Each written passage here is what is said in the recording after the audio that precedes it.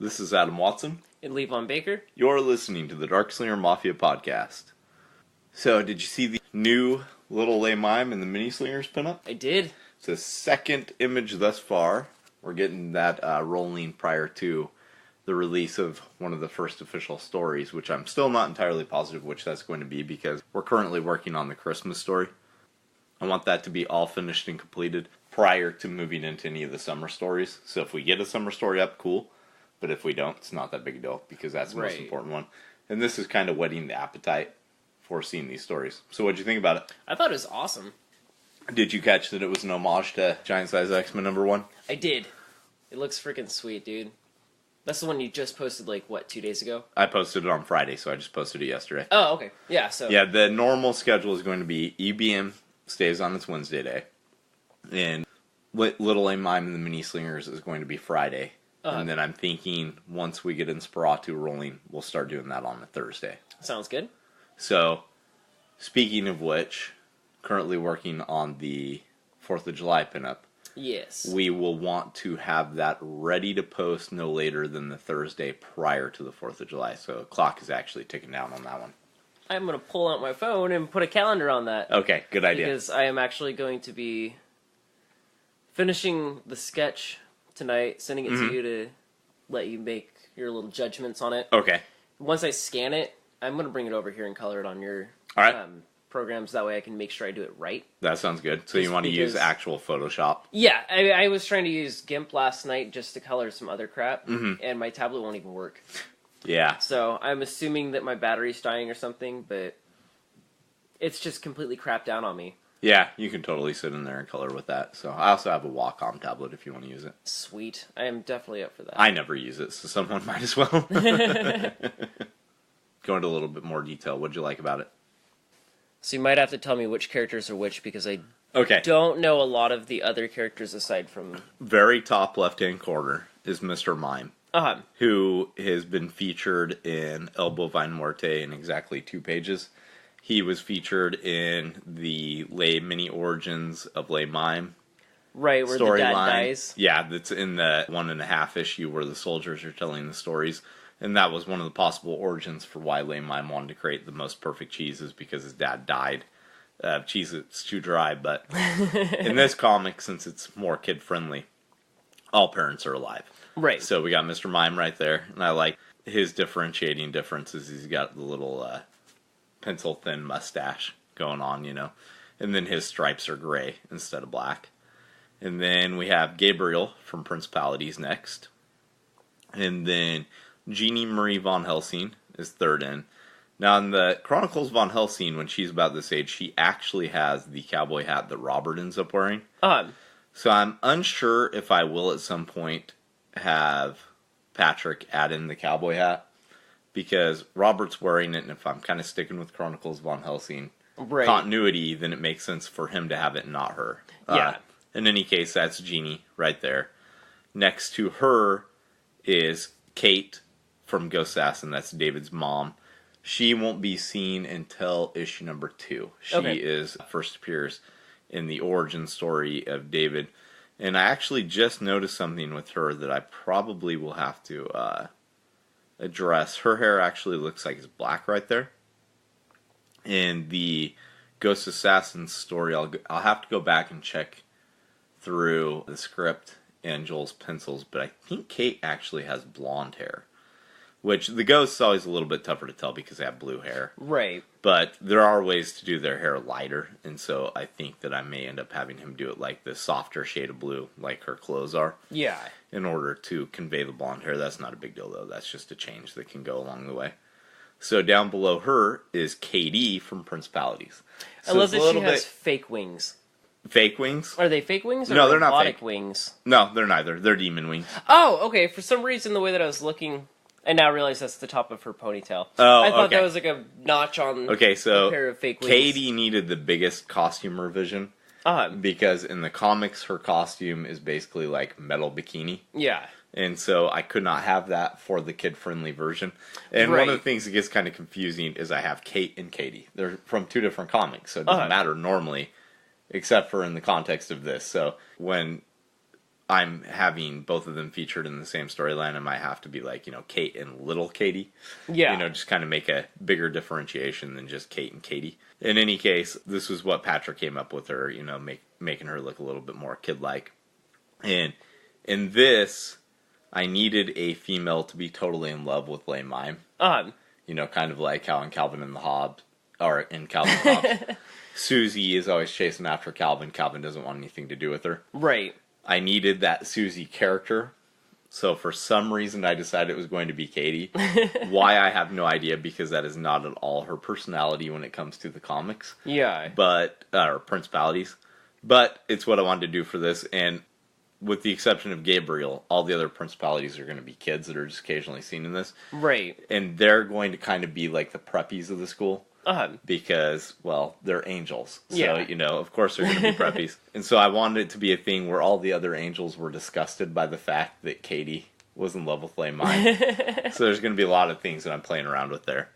This guy right here is, of course, little Le Mime. And you'll notice one of the big differences between him and his adult counterpart is he just has squiggly lines underneath his eyes instead of the actual full-on black marks. Right. So that's a little change that was made. And then his gloves are a grayish color instead of black, which I think works a lot better for the little kid design. Definitely.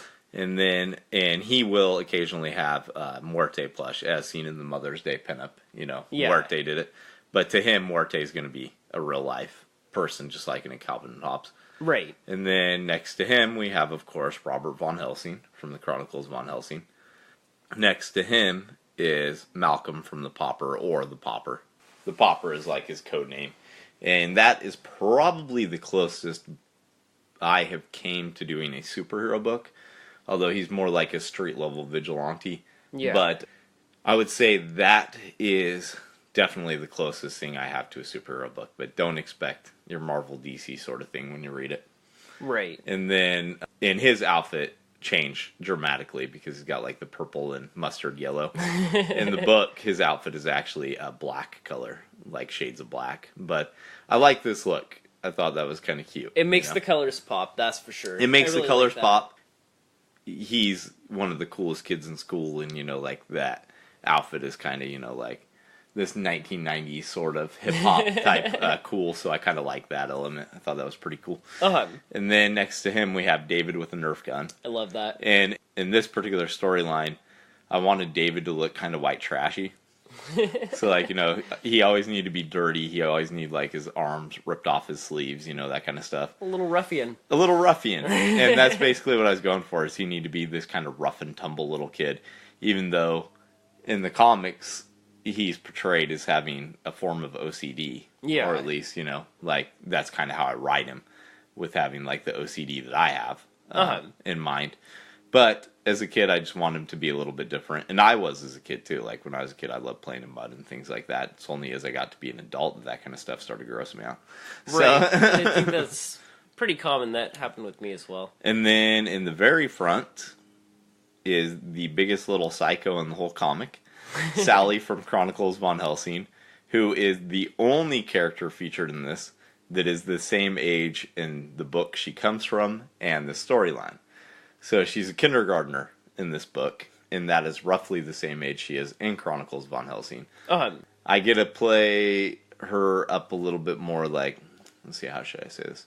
I portray her in more of a fun way than I ever get to in Chronicles Von Helsing. Yeah.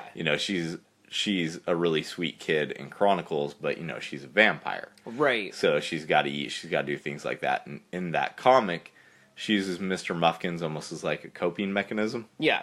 You see Mr. Muffkins being drugged behind her. And Mr. Muffkins eats whenever Sally eats. And it's kind of her coping mechanism for being a vampire.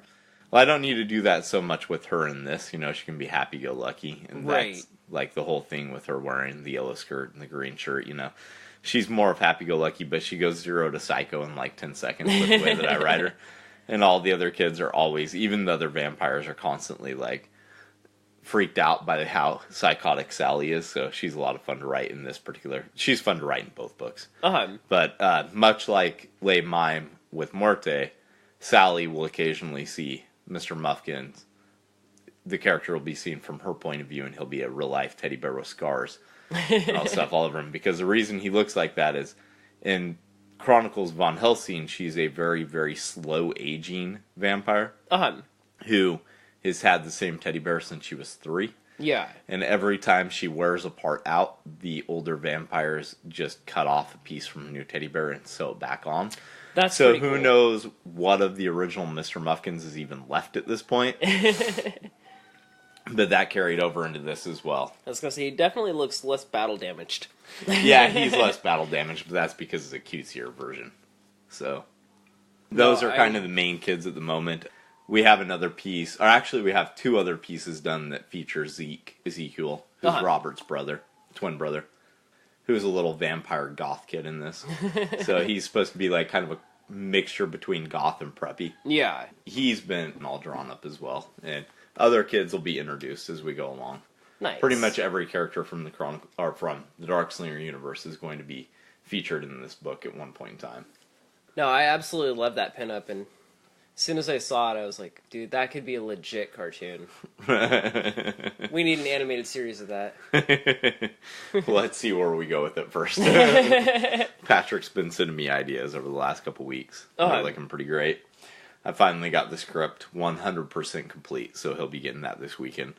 Nice. And he's already started on the Christmas story, but there were parts of it that I just felt needed a little revision. Right. So there's actually 2 more pages to it now. And I think it works a whole lot better. Yeah. So that should be ready to go in no time. He's a super quick artist. Nice. So speaking of holiday pinups and all that, yes. How are things going with the 4th of July pinup, do you feel? It's getting there. Okay. Like I said, I did that initial sketch at work the one night, and I was happy with the first take. But that was so off-centered on the page, and I was like, I'm probably going to go over it later. Right. I ended up scanning it and then retracing it at a larger size so that I could center it and then put everything else in front. Still debating on which characters to stick in it. I wanted to use at least one of each of the different Darkslinger characters, like one from each series or whatever, but I just couldn't get David's head. I don't know if it was because I was trying to... David's like the most normally shaped character. Well, and I think that's the thing. I don't draw normal shaped men heads. Well, I'll show you how... Well, no, I can't say that on the air. Never mind. No, I know what you're talking about because you sent it in a text last night. But yeah, so I was thinking David in the corner, and then... You could always substitute Todd in for David. That's a good point. He might be a little bit easier, too. Yeah, he's got the wild hair going. Right. Something that'll make it a little simpler to stick in there without the awkwardness of trying to shape his face and all that. If you can't get Todd's hair correctly, just put in Elijah Wood's. When he's got messy hair, because I always think that David and Todd should be played by Elijah Wood and Charlie Hunnam. Dude, that'd be awesome. They played excellently together in Green Street Hooligans. So I want them to reprise, like, acting together, not their roles in that. To be in a Ghost Assassin movie. Dude, that would be amazing. Apparently Charlie can't speak with his native accent anymore, which is really interesting. Really? Like, he's just done so many fake accents that he can't do it now? He's done so many. Like, I think I'm saying his name right, Charlie Hunnam? Sounds right to me. Okay.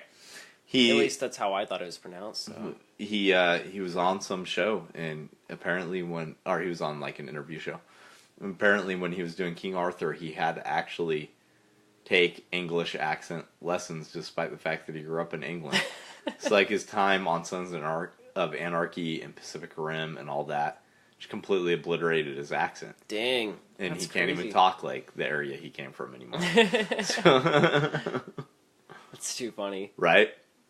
That works for me because Dave is not supposed to have an accent. Hey, there you go. So let him keep that accent. Besides the one we speak with that we can't hear. So. Yeah. That's awesome. But yeah, so I got back of Robert, and then Muerte. Which, Muerte. Muerte. I'm so bad at pronouncing stuff. It never rolls correctly off my tongue. You're not the only one on this podcast that can't, so don't worry about it. But yeah, so I'm trying to figure out how to do her body. Because the way that I shaped it, I was trying to make them so they were a little more even-heighted. Okay. But, Muerte's a lot shorter than they are, right? Right, and that's where I got a little messed up, so I tried pushing her forward. Okay. But then it just looked like a rounded, fat lump. So I'm she's a cow. She kind of does look like that. I mean, I think if I just flip through the book a little bit and find a good shot of the back so that I know where the colors flow, right, it should be fine. And then I put Greg the Creature in the other corner, but I'm actually going to swap him out. Okay. And put one of the other Darkslinger characters in there. Because I think it's more fun to me to have all of them looking up at this giant Inspiratu statue, and it's like, what the hell is that? And then, of course, having Le Mime just standing on the top waving his little hat around. Like, I don't know why I felt the need to do that. Like, if he wasn't the center of attention, he's going to have to make it.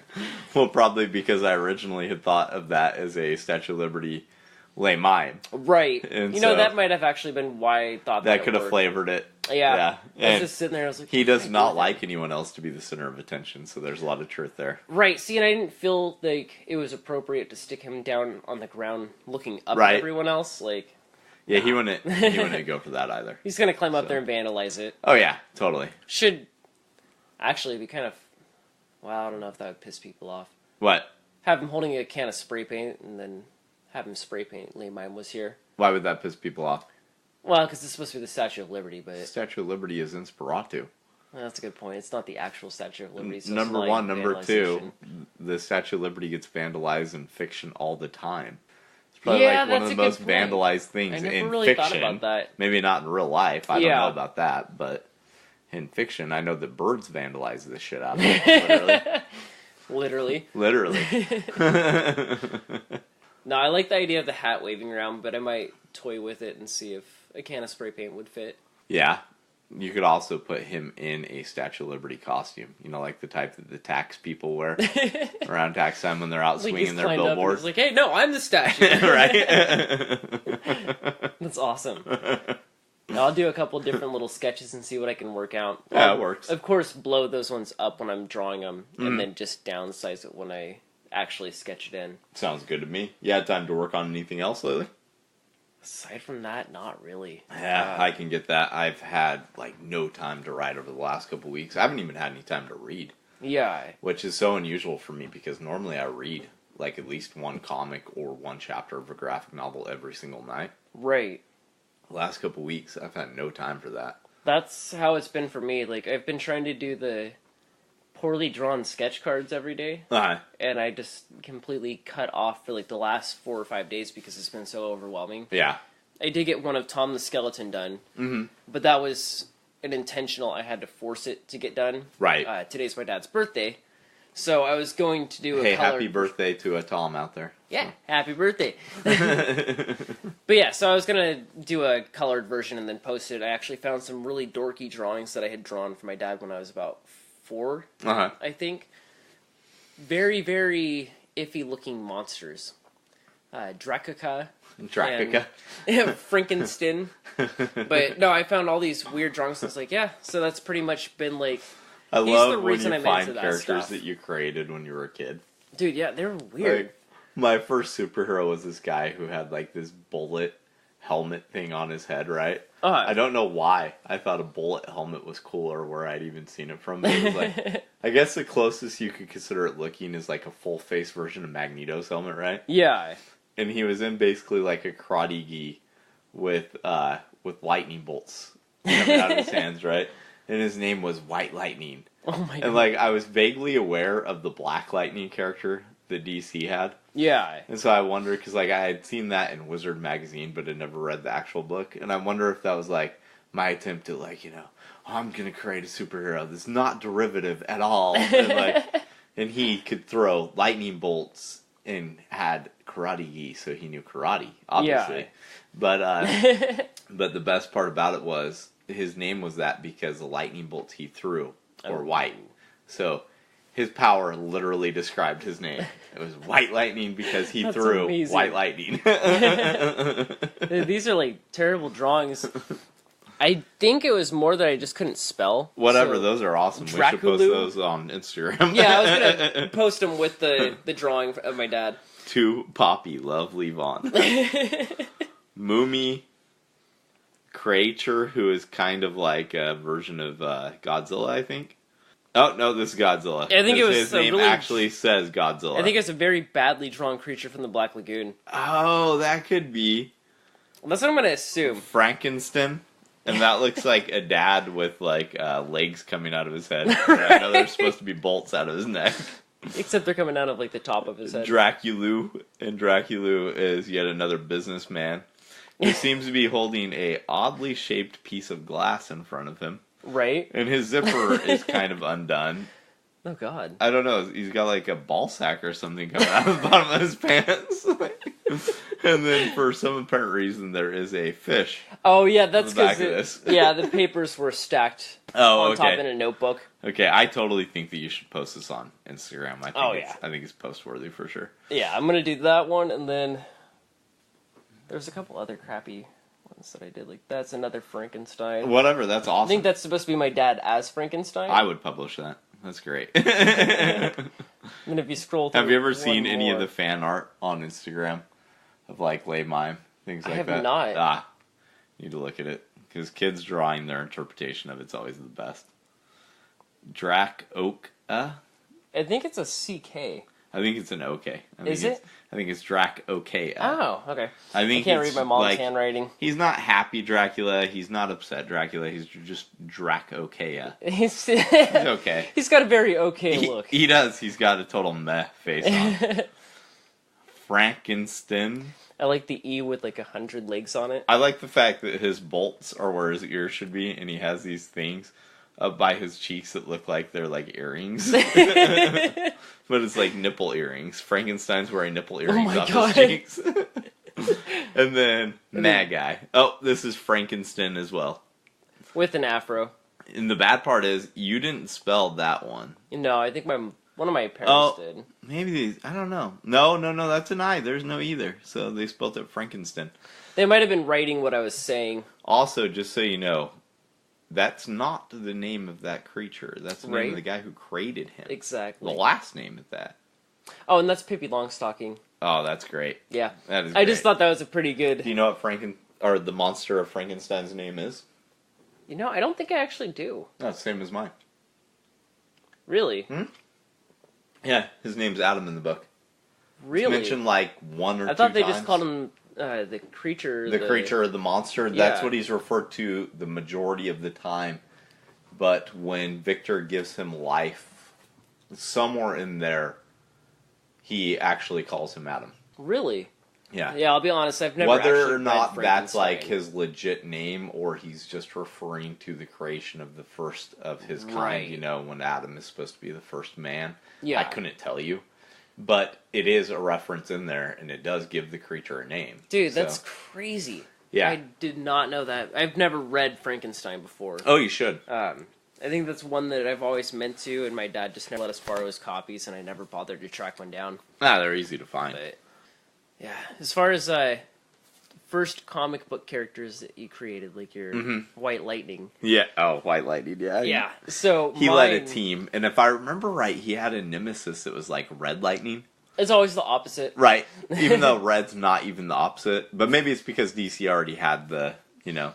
Right. They had the trademark on Black Lightning, and exactly. I was like, well, I can't do that. Can't copy it. Yeah. But Red Lightning, on the other hand, you know... It flows, and it's red like blood. Red Lightning. He's evil, he's got red eyes. And whoever sees Red Lightning, so, you know, like, I mean, if it was Blue Lightning, you'd be like, oh, I see that all the time, but... And then they see red, and it's like, holy crap. Red Lightning, I'm feeling pretty threatened. You gotta look the fuck out for that guy. Yeah. I do not remember, but I think he might have been a boxer. That's awesome. So instead of being a martial arts guy, he's like Balrog from Street Fighter, but, you know, like his punching gloves threw out lightning bolts. I should bring these characters back. I'll have to dig out mine. I had found some drawings a while back of my first comic character. Like my first original one. Not just a direct ripoff like Spider-Boy and crap like that. Right. My first comic character that I made was Scar. Scar. Okay. Okay. So Scar is literally Spawn. With some modifications to his costume. And he even had a female counterpart named She-Scar. Which is basically Spider-Woman with even bigger boobs Oversized hands and spike bracelets. Well, I'm just going to throw two things out there, okay? Um, Number one, Rob Liefeld made Marvel and himself a shit ton of money by taking Deathstroke and calling him Deathpool, or Deadpool. And just making his costume, two colors instead of like this two-toned weird type thing. Right. And Bone was originally just Snoopy without a nose and ears. That's so crazy. Jeff Smith started drawing that character when he was 4 years old. Holy crap. Yeah, you can look in some of the books and they still have like the pictures. See, I love that kind of stuff. I do too. I think it's awesome that his parents saved it. Yeah. But it's really funny because when he's like 4 to 6, all the images that were drawn of this character are always super angry. So it's like phony Bone. It's not phone Bone. Yeah. I don't think he's got the star shirt. So, it's kind of like this mix-up between phone Bone and phony Bone. But like his mouth's always open. He always looks really angry. Like he's yelling all the time. That's awesome. No, I'm glad that I found all this drawing. So what I'm saying is I think you could bring your Spawn character in, Scar. Just be like, no, Todd McFarlane, yeah, nothing to do with it. Well, I mean, if you think about it, I don't think he actually had any black on his costume. It was an homage. Instead of Al Simmons, he can be Sal Lemons. Right. He could. He could. Like Peter Porker, but this guy's got a lemon head underneath of his mask. Peter Porker was owned by Marvel, but yeah. A lemon head? Yeah, because if he's Sal Lemons... Right. The name might not be spelled like the fruit. But if he pulls the mask off, maybe he actually is a lemon head. When he finally pulls it off, so the mask itself can have the scar. Yeah. But he doesn't underneath it. Yeah, exactly, and he's not like all burnt up like Spawn. He's just got these He could also teach kids about science, because if there's any point when you're getting in trouble story-wise and you don't know what else to do, he can just pull out like some metal rods, stick them in his head, tie some wires to him, and bam, he can like battery power things. That's awesome. And you can have like the exact amount of juice that would be right. Like you take a lemon and then you times it by the size needed to be this guy's head. And it's like, how much juice would that create battery-wise? Final issue would end with him being killed. Because the villain that he's fighting, whoever that ends up being, just pulls his mask off and says, "When life gives you lemons, make lemonade." And squeezes his head? Squamps his head. Oh, that's brutal. Yeah. That's brutal. But hey, we just wrote the whole entire series, so we might as well do it now. Do a really poorly drawn one-off. Just make like... You look at Spawn, all he is Spider-Man with superpowers. Right? Like, all of the early Image stuff, except for the Max, is just rip-offs of other things. Like, Youngblood has like every fucking Avenger and X-Men character that Rob Liefeld ever wanted to draw in one book. Wildcats is literally just Jim Lee being like, I don't want to make new characters for Marvel, but if Cyclops were a robot and Jean Grey were an Amazonian warrior, or was Jean Grey the stripper? I'm not sure. I can't remember which way it went with Wildcats. Yeah. But like, and the Hulk had horns on him, and his name was Mull instead of Hulk. Stick with that 4-letter thing, right? Right. Like, all of their fucking characters in the beginning were just straight up rip-offs of things they had already been working on. Like, even Eric Larson with Savage Dragon, he's kept that character going for how long? Yeah. You put arm hair on the Hulk and a fin on top of his head, you got the fucking Savage Dragon. Pretty much. That's all there is to it. But speaking of the Max, IDW released an image this week that said something like Sam Keith, the Max Returns, and it had a picture of the Max. Really? Yeah. So they did all of the hardcovers last year. So there's a lot of speculation. The last one, shipped last year, I mean. Yeah. There's a lot of speculation on, what it means, because they did the whole maximized, and then it was released in hardcovers and released in trade paperbacks, and I don't know how well they sold. I know that I bought the complete series of hardcovers and read the whole entire thing, which made me happy because some of the Max issues were so hard to find.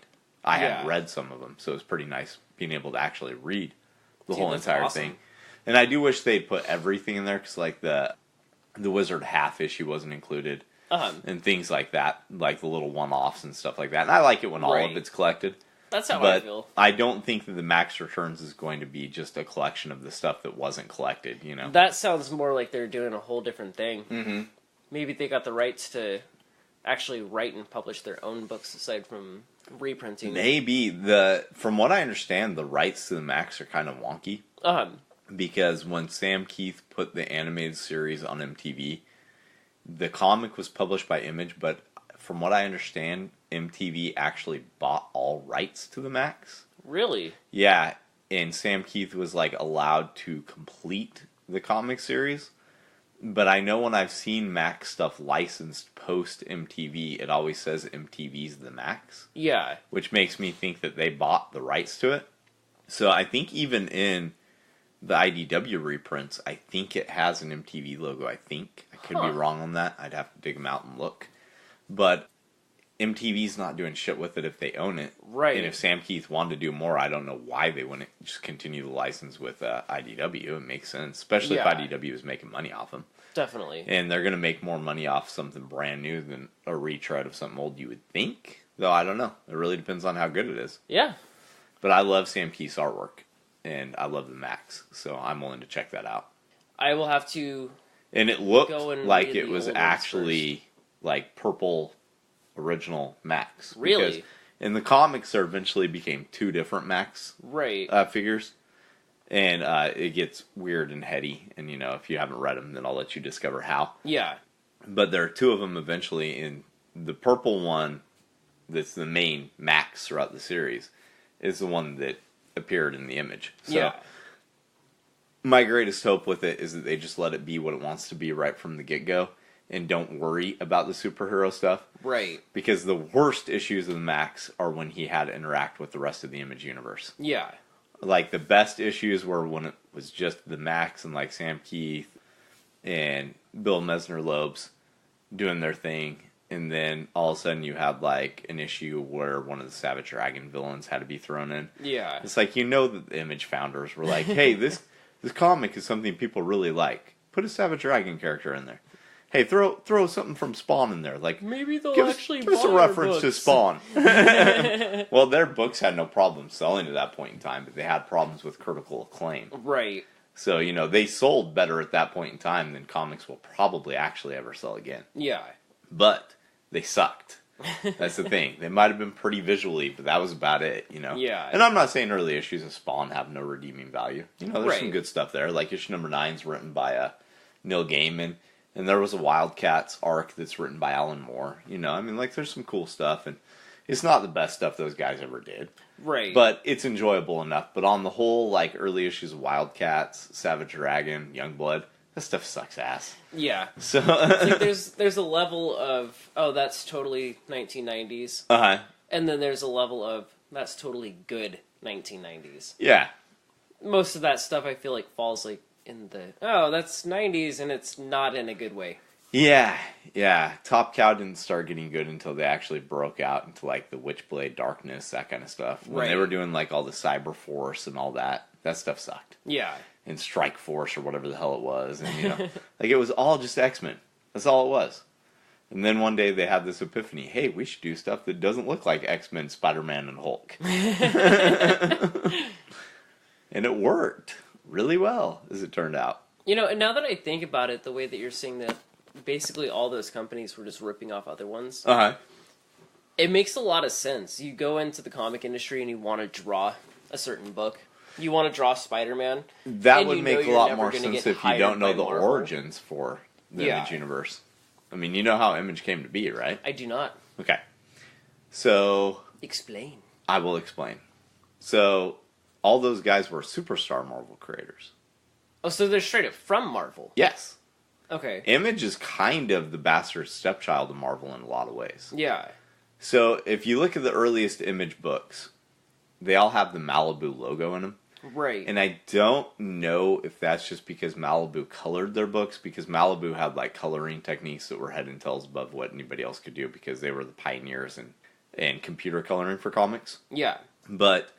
I think Rosenberg, the guy who owned Malibu, had something to do with the foundation of Image. Whether it was like money he put in or helping them to form the company, I don't know. But basically, the long and short of it is, Todd McFarlane was like, hey, we did this, we invented these characters, da-da-da-da. We're making them all this money because at the time, like, Todd McFarlane's Spider-Man #1 sold something like 6 million copies. Yeah. X-Force #1 sold like 7 million with Rob Liefeld and Fabian Nicieza. Yeah. X-Men #1 with Jim Lee and Chris Claremont sold 8 million. Holy shit. It's the highest selling comic of all time. Dude, that's crazy. And I don't know that any of them actually deserve that title, though, because, like, okay, X-Men #1, you can actually still go back and read, and it reads well. Right. The other two, not quite as much. But they're still fun to look at least, you know? But, like, X-Force #1, part of the reason it sold like that is because it had, like, 5 different polybagged editions with a trading card. And you didn't know what trading card you were getting until you open up the polybag. Right. Buy as many copies as you can to get all 5. I think maybe you could tell which card it was. But whether or not you could tell which card it was, people were buying it to get that. And they were buying multiple copies because they thought it was going to go up in value so much, right? And then Spider-Man #1, there was like 5 different variants to that. So it's the same sort of thing. And then X-Men '91 #1. Same thing. It's like it had 5 main covers, and then it had a 6th cover that was gatefold that had all 5 covers connected. And they're kick-ass covers. I mean, it's like Jim Lee drawing the whole like X-Men team at the time, you know, like Colossus, Gambit, Wolverine, Cyclops, Psylocke, all going up against Magneto, right? So they're fucking cool covers, and it's cool that they connect. Yeah. But at the same time, it's not like 8 million copies of one thing got sold to be read. Right. Like 20 copies of each of these 5 covers got sold to the same guy who thought that they were going to be worth a bunch of money. Right. Because at the time it was such a speculator's market. Whereas like in the 50s, prior to Seduction of the Innocent, books would regularly sell in the millions of copies because they were actually being read by people. So in any case, though, these guys were superstars, right? Yeah. And like legit superstars. People who weren't comic nerds knew Todd McFarlane's name. Yeah. He had reached kind of like a Stan Lee sort of apex, right? And, you know, like, he was the first Spider-Man artist in something like 30 years to draw him in a new way. Yeah. Like, you look at this stuff prior to Todd McFarlane, and all the outfits still look like they're from the 60s. Right. All the haircuts look like they were from the 60s. Now, it's really funny looking at Todd McFarlane stuff from the time because they all have, like, mullets and shit. Obviously, that didn't age well, but they didn't stick with that style past the point of him. He was the first guy who's like, you know, this book doesn't need to be drawn like Steve Ditko anymore, right? And so, you know, like, they were well known, and Rob Liefeld, he was on a Button Your Fly Levi's commercial that Spike Lee directed. So Spike Lee, back in the 90s, actually directed like a whole series of Button Your Fly Levi's commercials. And Rob Liefeld was well enough known that, you know, he was able to do that. And Rob Liefeld, he was the least trained one because he got in with this kind of exciting new style when they were hungry for new styles because of Jim Lee, because of Todd McFarlane. He got in because his style didn't look like anyone else's ever. Right. But nobody looked at the technical aspects of what he did. The fact he couldn't draw feet. The fact that he was just kind of ripping off, like, poses from other books. You know, I mean, like, the swipe file on Rob Liefeld is huge, right? Yeah. But in any case, you had all these guys who, like, you know, they'd go to San Diego Comic-Con and, like, a red carpet would be rolled out for these superstars, right? Yeah. And of those superstars, you had, like, the big 3 superstars, and then you had kind of the lesser superstars. So you had Todd McFarlane, Jim Lee, and Rob Liefeld making basically the trinity of major superstars, right? But from what I understand, Mark Silvestri, who's the Top Cow guy, he was only included in the deal because he happened to be staying at the same hotel as them. And I know he actually had done my favorite thing out of all of those guys up to that point because he was the artist on Uncanny X-Men during the Australian saga, which I love the Australian saga. And I think I could be wrong, but I think he was the main artist when, like, Mr. Sinister was introduced and things like that. And I know you're not an X-Men fan like I was when I was younger. I like X-Men. I just don't know a whole lot about what you're talking about. Mark Silvestri did a team that was based in Australia instead of New York. Number one, I like the fact that they didn't have to be based in New York because it gets so tiring in Marvel that every single superhero is always in New York. Yeah. And it was like Colossus, Dazzler, Longshot, Havoc, Wolverine, and you know, it was like a different team. And they were still in Australia when Jim Lee took over. Because Jim Lee is who co-created Gambit and Jubilee. Right. And if Robert had been on the podcast right there when I mentioned Jubilee, he would have started going off on how stupid she is. But in any case, these guys basically kind of banded together and thought, you know, if we create our own things, it'll be our own money we're making. We don't have to, like, rely on Marvel for this, and we get all the money, right? Yeah. So their basic thought, like, Todd McFarlane thought if they sold something like a 20th of what they sold on their own books on a regular basis, they would make the same exact amount of money, right? Yeah. So, from what I gather, he was kind of like the leader in the pack, like getting all the others to come form this company with him, right? Yeah. And he got Rob Liefeld to sign on. Liefeld was like 19 maybe when Image got going. So, like, he's this punk kid, of course. He's just going to be like, yeah, you know. And Jim Lee was actually a little bit more apprehensive to come on. But Mark Silvestri, Eric Larson, which in my eyes, like, I look at the stuff from when Eric Larson was active when I was a kid. Yeah. I've never thought Eric Larson is a superstar. Yeah. He did a run on Spider-Man after Todd McFarlane did on, like, he did Amazing after Todd McFarlane got his own Spider-Man title with a new issue #1, right? Right. And Willis Portacio was going to be one of the founders. He did Wetworks, and he did a bunch of stuff in Marvel, but he wasn't able to because there was some sort of family emergency at the time, and he ended up having to move back to the Philippines for like 3 or 4 years. Yeah. Which comes in handy for me, because when he was in the Philippines, he actually founded a comic art school for Filipino students to go to after they complete high school.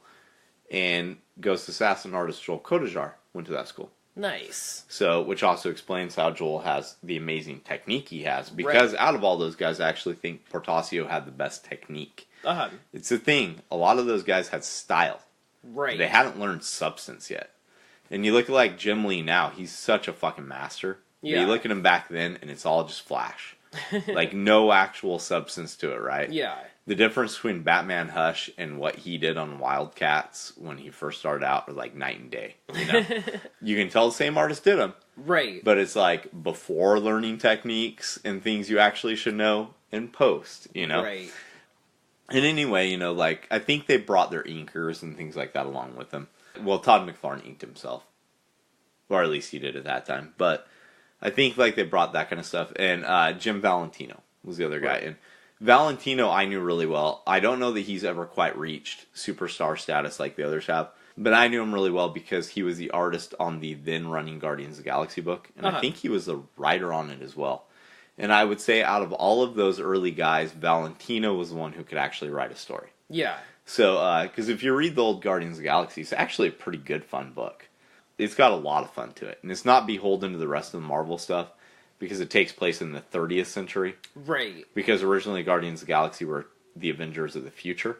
Uh-huh. They weren't a team that existed in here and now, so it's not Star-Lord and all that. Like, right. If you ever read it, be prepared for it to not be like the movies. They actually released that in classic omnibus form, and I really want it. Nice. But I've done a few signings that Valentino was at, and he's a super nice guy. Like, that guy's just friendly as can be. I think he is the only Image founder who I've actually legitimately had a conversation with. Really? I've never seen Todd McFarlane in real life. He's come to the West Coast a lot, but he doesn't anymore. Or if he does, it's just like San Diego. It's not right. Oregon. I've never met Mark Silvestri. I met Eric Larson once, didn't talk to him. He seemed really, really unfriendly. Yeah. In all the videos I've seen of him, I don't know if he is just the most awkward human being in the world or if he's totally impolite. But, like, there was this guy who went up to him that was gushing about his artwork, and all he was doing was, like, making fun of the guy's nose ring. The hell? Yeah, and it's kind of like, dude, you're like some sort of weird dickhead. So, and he was the guy running Image for a little while, and I don't know, he just came across as an asshole. Yeah. But maybe he's not in real life. Maybe he's just awkward. I don't know. But Rob Liefeld, I said hi to him passing at like one of the first ECCs I was at. And I stopped because there was this girl who was just ranting and raving about her wanting him to draw something. And she had her sketchbook in front of him. And like he was so nice and friendly towards her. And I know all the bad stuff about Rob Liefeld. I'm totally aware of all that. But he was so polite and friendly towards this girl.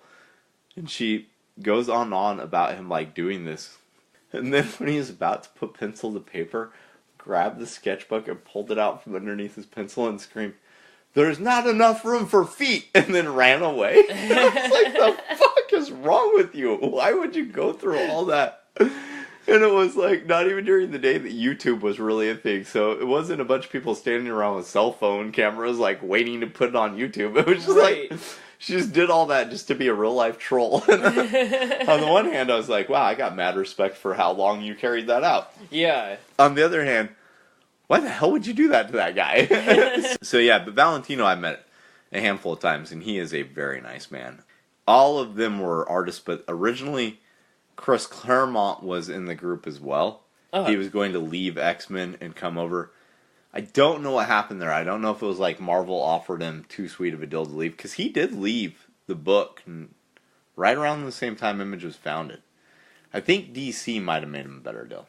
And Jim Lee, so like, what happened is they told Marvel they were going to leave. And then they went over to DC and they told them, hey, we're leaving Marvel.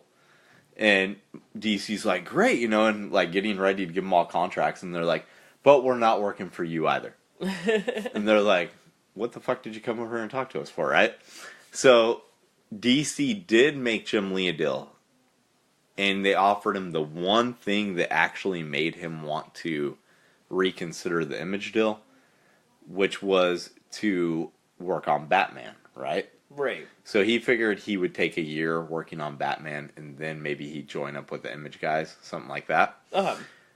And he was more like the one that worried about a steady paycheck out of all of them. Right. Which they were already all millionaires, so whatever, right?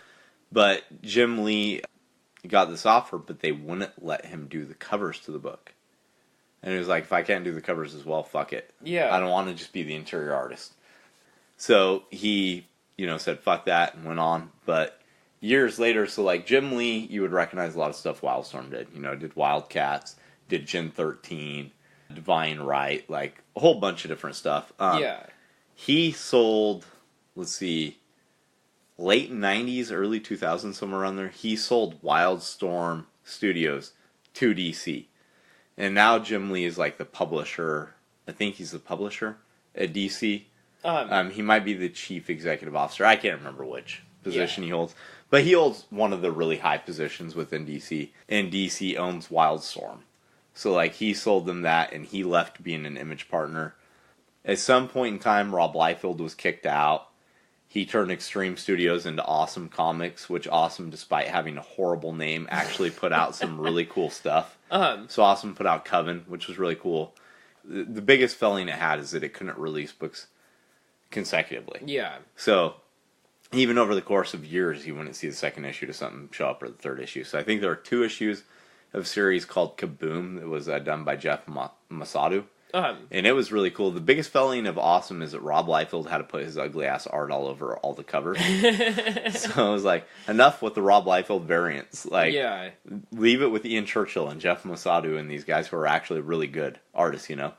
It released some really cool shit. Unfortunately, barely any of it actually got out because they overextended themselves by trying to do too many books, which, hey, I'm an independent publisher. I understand the urge to do that, and I can't say it's not something I've done myself. But I also don't have, like, millions to work with, and it kind of makes you wonder, what the hell did you squander all your money on if you can't, like, you know, consecutively release these?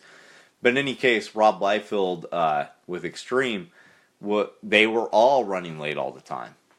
But he was the worst. And he got worse and worse with, like, payments and all this kind of stuff. So Rob Liefeld lost his partnership in Image, but sometime in like the last, I'm going to say 5 years, for some reason that I'm not sure what it was, they welcomed him back to the band, and he came back and became a partner again. Yeah. And then they didn't have another partner to take up Jim Lee's place forever, but then they offered Robert Kirkman partner because of Invincible and The Walking Dead, especially The Walking Dead. Yeah. And he became the first writer to officially be a partner. Really? But Robert Kirkman got well known through Marvel as well. So, much like Todd McFarlane, he did quit doing Marvel work as soon as his own books took off. Right. But, you know, he was doing Walking Dead and Invincible through Image, and I don't know which one came first. But the thing that really started making him well known was Marvel Zombies. Yeah. So Robert Kirkman did quite a few Marvel books, including, like, the Jubilee ongoing series. Which, spoiler alert, didn't end up being an ongoing series. Ended up capping out at, like, 10 issues.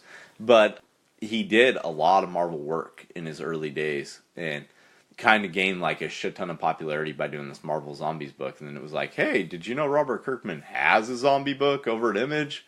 And all of a sudden Walking Dead started, you know. Right. And then once it got on an upward trajectory, it couldn't be stopped. So, you know. That's crazy. Right? So that in a nutshell is how Image, you know, worked. And hey, look at all that time we've taken up. So, all right. Yeah, we could probably do like 5 more minutes. Sounds good. But yeah, you got any questions about that? Oh, man. No, it's just kind of interesting what you know for being my age versus your age. What I kind of figured it was. I kind of just pictured Image was its own independent thing. Right. I know that we had talked about that before, and I guess maybe I spaced on it. Because I was just thinking, you know, all these artists that want to work for Marvel and can't. Right. So they steal the characters and change them so that they can draw those characters. Still to this day, the vast majority of Image creators are somebody who got big at Marvel or DC first. That's crazy. So, you know, you think about it as being like this super independent company, but in reality, Fantagraphics is way more of an independent company. Right. And in ways, even Dark Horse is. Yeah. Because, like, you look at the biggest books Image has. Walking Dead with Robert Kirkman, we already went over. Right. Saga with Brian K. Vaughan, you know. He got super well known from Y the Last Man over at DC Vertigo. Yeah. And Brian K. Vaughan was like the guy who created Runaways for Marvel. He did some of the Ultimate titles. I couldn't tell you off the top of my head which at this point. But he was a show writer on Lost for like a season. Holy crap. Yeah, like he's done a lot of stuff, right? Yeah. And Saga is probably their biggest book right now. And well-deserved. Very well deserved. And I'm not talking shit about the fact these guys have worked for Marvel or DC, you know? Right. It's just pointing out that they primarily seem interested in people who have already got well known. Right. Through the other companies. So like Paper Girls is also Brian K. Vaughan. Southern Bastards, which if you haven't read, is really, really good. It's done by Jason Aaron, who did a fantastic series over at DC Vertigo called Scalped. It's like 9 volumes. If you haven't checked that out, I highly recommend it. Have to do that. It is a crime drama set on an Indian reservation. So good. And he wrote the newer Thor arc, which a lot of people talked a lot of shit about because it's a female Thor. Right. I picked up one of the trades from the library, read it. Thor's not my favorite character by any means. Yeah. But for something I picked up at the library, I found it enjoyable. So I'm not sure why so many people hate it as bad as they do, besides just the fact that it's a female Thor and they wanted a male Thor, you know? But he was a frog for the while in the 80s, so who cares? And he was a horse face guy at one point in time. And, but they didn't call Beta Ray Bill Thor. You know, he just had the power of Thor. Yeah. Woo!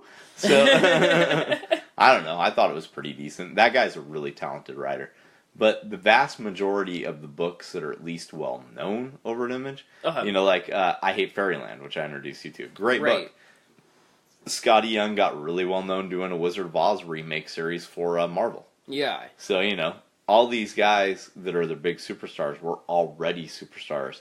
And then they brought their creator-owned stuff over to Image. Because where else do you take your creator-owned stuff, right? If you actually want it to get seen. Yeah. Makes sense. Totally. But all the same, yeah, these aren't people who thought, hey, you know what would be cool? If we did Spider-Man, but gave him spike bracelets and a cape, and who had never had the opportunity to work on Spider-Man. Right. If anything, he had like 8 years of working on Spider-Man, and then decided to do that shit. It's like, they need to create their own characters right away, because they knew that they were going to have to, like, do something for this company. Right. And it's like, well, here's some unused pages that, if I don't redraw as this guy, are never going to get used. So Spider-Man's now Spawn. X-Men are now Wildcats. Makes total sense. Right. I think one of the best ways Todd McFarlane came up with a character that I've heard of. So do you know any of the Spawn characters? Some of them. You know Violator? Yeah. Okay, so he parked on a city road, and his wife had to run into a building, And he looked up and saw this sign. Said, "No parking, violators will be towed." And he's like, "Violator. What a cool name." And he created the character. That's literally how he came up with it. That's literally how he came up with it. He created the character around seeing the name. Which, that happens at times. Right. You'll see something and you'll be inspired to create something based off it. But, like... That's such a weird story, though, like... Right? It's like if you, like, go and you're, like, looking at a no parking sign or something like that, and you're just like, oh, that looks like a good idea. Right. I'll just take some word off of that sign and use it. That's exactly what happened. He's like, violator. And, I do believe Todd McFarlane's Canadian. Yeah. So maybe they don't have those signs in Canada. I don't remember from last time I was in Canada if I saw one or not. Foreign. Maybe it's just like cities in America that have those. And so he's like, violators, what are those? I don't know, but it sounds cool.